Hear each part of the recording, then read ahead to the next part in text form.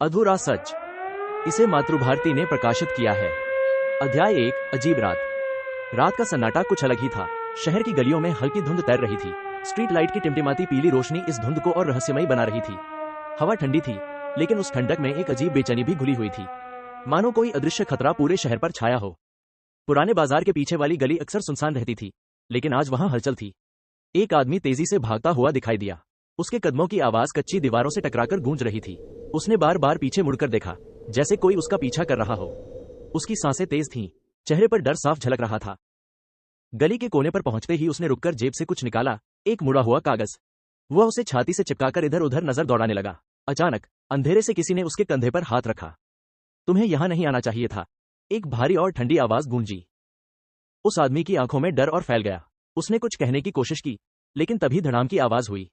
उसका शरीर जमीन पर गिर चुका था। चारों तरफ सन्नाटा और गहरा हो गया। सिर्फ एक चीज बची थी, वह मुड़ा हुआ कागज, जो अब जमीन पर पड़ा था। उस पर टॉर्च की हल्की रोशनी पड़ी और एक नाम चमक उठा, सिद्धार्थ।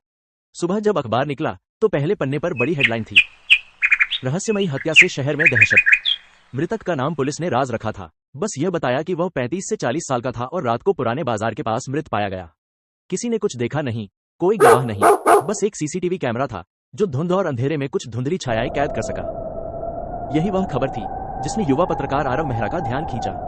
आरव एक स्थानीय अखबार जनवाणी में काम करता था। उसके ज्यादातर साथी इस केस को साधारण हत्या मान रहे थे, लेकिन आरव को ऐसा नहीं लगा।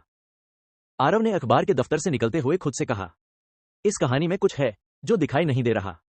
वह सीधे उस जगह पहुंचा जहां हत्या हुई थी। गली अभी भी पुलिस की पीली पट्टियों से घिरी थी। लोग दूर खड़े फुसफुसा रहे थे, सुना है किसी बड़े आदमी का नाम इसमें जुड़ा है।